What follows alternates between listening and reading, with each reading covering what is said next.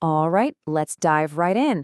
Today, we're going to talk about a really powerful idea: how to move from a life that just kind of happens to you to one that you build on purpose, with real meaning.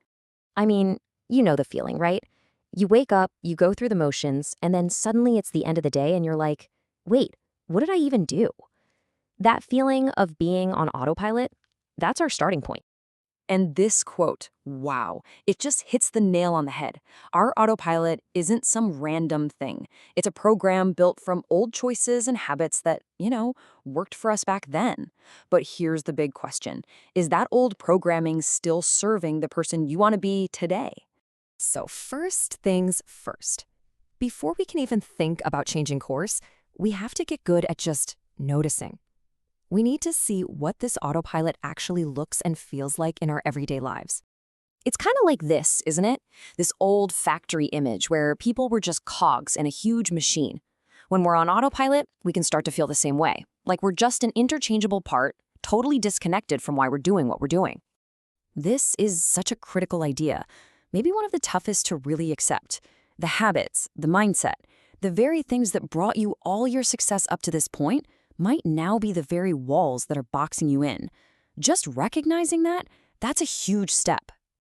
Okay, so where do we even begin? The idea of changing your whole life can be, well, completely overwhelming. So let's not do that. Let's start smaller, way smaller. The real change begins in the only unit of time we can actually control: the very next minute. And here are some super simple ways to take back that minute. No special equipment needed. You can do this anywhere. Just pick one. Right now, try to listen for the furthest sound you can hear. Or maybe just put your hand on your heart and take one single deep breath. Think of these as little pattern interrupts, tiny doses of intention that break the autopilot spell. And this is the real payoff. This isn't about finding more time in your day. I mean, who has that? It's about bringing more life into the time you already have. Seriously, 1 minute where you're fully present can completely reset your day and start the slow process of rewriting that old code. So, now that we have a tool to pull ourselves into the present moment, let's talk about a new way to see the world. It's a mental model that can change everything about how we see ourselves, and maybe more importantly, how we see other people. It's called the Trinity Method, and instead of just reacting to what someone does, it asks you to pause and look through 3 different lenses. First, see the person. What are their secret hopes, their fears? Second, see the role they're trying to play: a leader, a parent, a provider.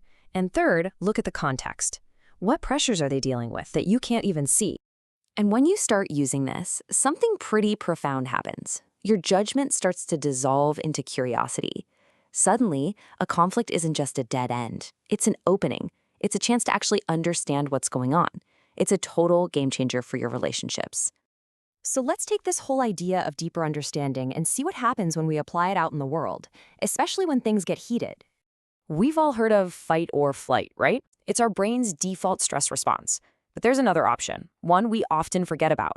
Let's call it the friend response. Instead of seeing a threat, what if your first instinct was to look for an ally? That single shift can turn a potential battle into a powerful collaboration. And this is so important with the people we're closest to. We just assume that because we're physically near them or because we've known them forever, that we're connected. But we're not. True connection doesn't happen by accident. It's something you have to choose to build every single day.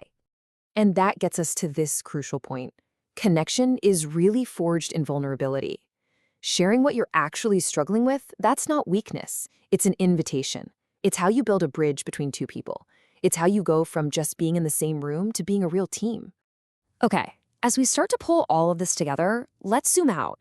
Living an intentional life isn't about achieving some perfect, flawless existence. It's about embracing the whole journey. The messy parts, the beautiful parts, all of it. There's this amazing concept called anti-fragility. See, some things are fragile. They break under stress. Some things are resilient. They bend and then bounce back to the same shape. But anti-fragile things, they actually use stress to get stronger. Think about a muscle after a workout. That's our goal: to not just survive challenges, but to grow because of them. A full life isn't found by only chasing happiness and avoiding sadness. It's about embracing the whole spectrum. The truth is, the joy feels so much richer because we've known sorrow. Our successes mean more because we've failed. True wholeness is about holding both in your hands at the same time. Now, this is a bit of a mind bender, but it's so important. It suggests that real freedom, real security, doesn't come from having everything perfectly arranged and under control. It comes from building the inner strength to know that you'll be okay no matter what the world throws at you. And this brings us right back to the beginning. Living intentionally isn't about staying true to your old programming, your old authentic self. It's about consciously choosing the person you aspire to be, and then showing up as that person over and over. At first, it feels like you're faking it, but you keep at it, and one day you realize it's not an act anymore. It's just who you are. So let's end on this. Think about someone who really inspires you. Got them in your head? Now, what if that inspiration came from yourself? From the future you, the version of you that you're building choice by choice. Because ultimately, the goal isn't just to live an intentional life, it's to build a self that you are truly, deeply inspired by.